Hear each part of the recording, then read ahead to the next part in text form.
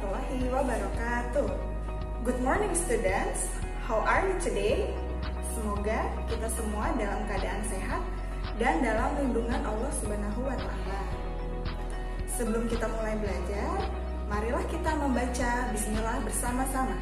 Bismillahirrahmanirrahim.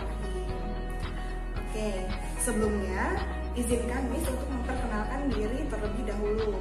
Nama Miss adalah Miss Nia. Miss Nia akan mengajar tematik bermuatan IPA. Nah, hari ini kita akan belajar tema 1, subtema 1, materinya adalah mengenai bunyi. Nah, sebenarnya apa sih bunyi itu? Nah, sebelum kita mulai belajar, coba sekarang teman-teman pegang leher kalian masing-masing seperti ini. Sekarang kalian coba bicara deh. Apa yang kalian rasakan dengan tenggorokan kalian? Nah, sekarang coba kalian diam. Apa yang kalian rasakan? Wah, ternyata ada perbedaan ya ketika kalian berbicara dan ketika kalian diam.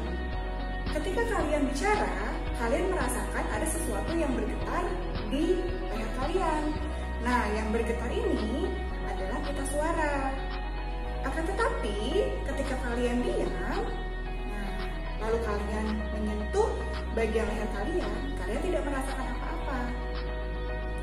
Ketika kalian mulai berbicara lagi, ya, lalu kalian sentuh leher kalian, ya, pita suara akan bergetar dan akan mengeluarkan bunyi dari mulut kalian.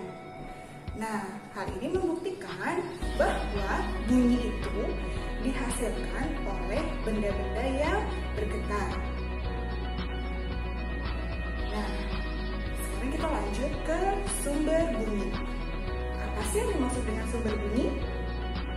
Sumber bunyi adalah benda-benda yang dapat menghasilkan bunyi. Bisakah kalian sebutkan benda apa saja yang dapat menghasilkan bunyi atau benda apa saja yang termasuk ke dalam sumber bunyi? Ya, benar. Antara lain ya, ada angklung, ada kecapi, ada suling, ada gendang, ada gitar, dan sebagainya. Biasanya mungkin kita menemukannya sumber bunyi itu adalah alat musik. Nah, selanjutnya kita akan belajar nih bagaimana alat musik bisa menghasilkan bunyi. Misalnya punya beberapa alat musik, antara lain ada kecapi, kemudian ada angklung, dan yang terakhir misalnya punya gendang. Seperti ini. Kita akan belajar bagaimana gendang dapat menghasilkan bunyi. Oke, gendang, ada yang tahu nggak gendang ini alat musik dari daerah mana sih?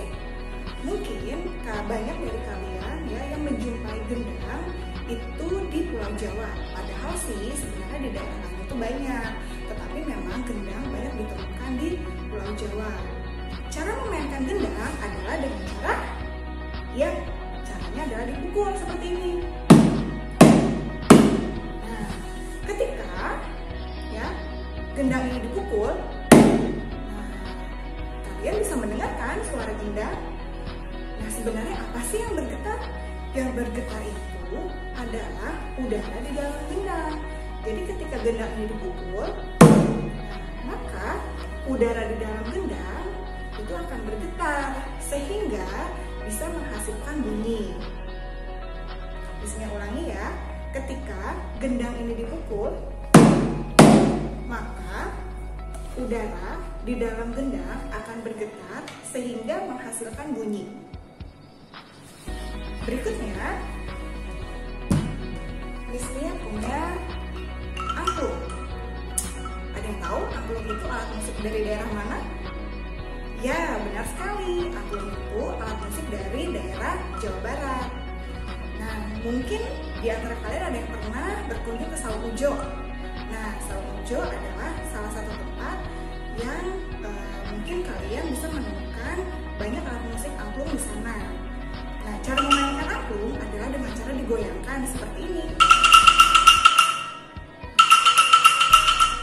Nah, ketika angklung ini digoyangkan, maka bambu angklung akan bergetar sehingga menghasilkan bunyi. Di sini akan coba menggoyangkannya lagi ya. Nah, ketika angklung digoyangkan, bambu angklung akan bergetar sehingga menghasilkan bunyi. Alat musik yang berikutnya adalah kecapi. Seperti halnya angklung, kecapi merupakan alat musik yang berasal dari daerah Jawa Barat.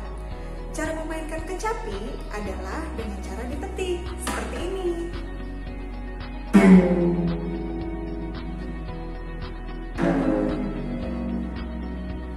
Nah, ketika senar kecapi ini misalnya petik, maka kecapi akan menghasilkan bunyi. Kita ulangi ya. Ketika senar kecapi dipetik, maka senar akan bergetar sehingga kecapi akan menghasilkan bunyi. Lalu bagaimana ya dengan suling? Nah, kalau suling, silakan kalian lakukan percobaan di rumah masing-masing ya. Lalu kalian bisa tulis pada worksheet yang sudah tersedia. Nah, berikutnya kita akan belajar mengenai frekuensi. Apa sih yang dimaksud dengan frekuensi? Nah, untuk mempelajari lebih lanjut frekuensi, kita akan melakukan percobaan dengan menggunakan penggaris. Silahkan kalian ambil penggaris terlebih dahulu. Miss Nia akan mencoba untuk menggetarkan penggaris ini. Kalian perhatikan ya.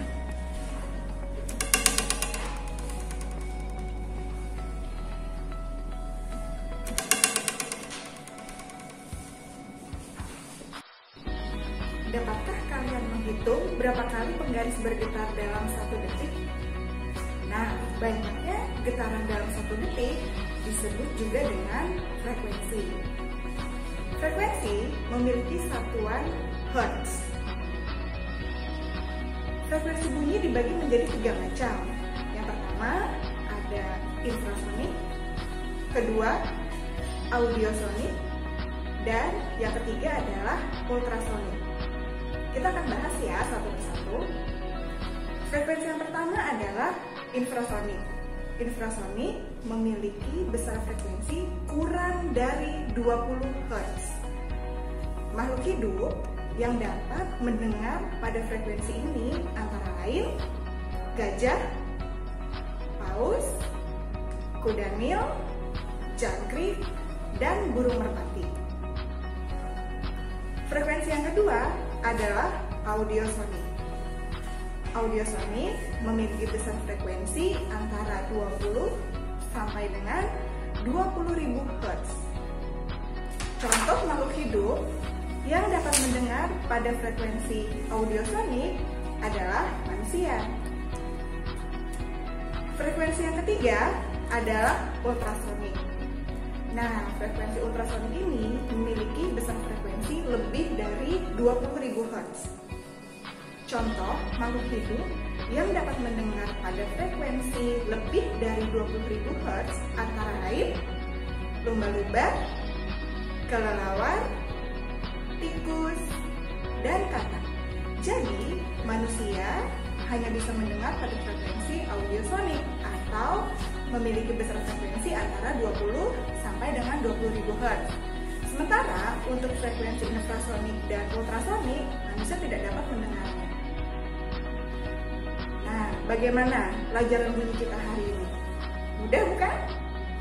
Semoga apa yang sudah kita pelajari dapat bermanfaat ya. Miss Nia akhiri untuk pelajaran hari ini. Sampai ketemu. Wassalamualaikum warahmatullahi wabarakatuh.